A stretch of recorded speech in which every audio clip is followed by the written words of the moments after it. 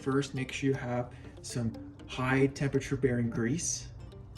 These right here are your 4 splicer style universal joint U-bolts, and each of them have a lock washer and a fine thread nut on all 4 of your U-bolts.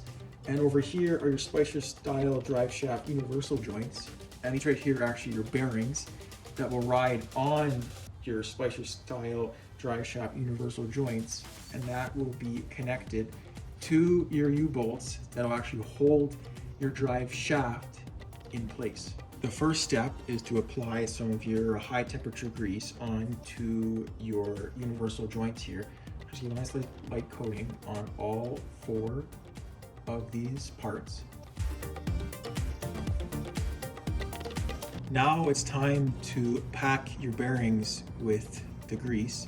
Just get a good amount of grease on your finger here and just put it into your bearings and just kind of work it in. If you have to put more grease in there, do so. You want to ensure that this moves nice and smoothly. With everything now greased, we can assemble part of our front drive shaft. We're going to put our bearings onto our universal joints. Now slide your bearings onto your joints and just push them on and give it a nice little spin. Just make sure everything moves nicely, and it does. Repeat the same process for all the other 3 joints, installing each bearing.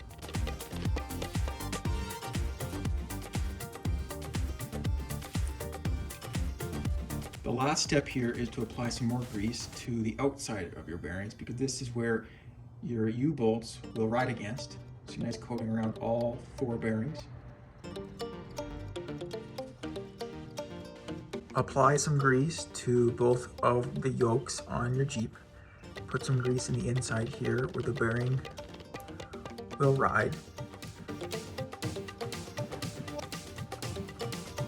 So you want to have it installed so your slip yoke is facing towards the transfer case and attached to your transfer case yoke, and the longer part of your front drive shaft is connected to your differential yoke. When installing your drive shaft, all you have to do is insert your bearings into your yoke, and now it will sit there, and now we will put on our U-bolts. All U-bolts are installed the same, so I'll show you just how to do one. With your U-bolt, insert it through the holes on your yoke, push it all the way in. Now install your lock washer and nut onto your U-bolt. Finally tighten down your nut between 15 and 18 foot-pounds.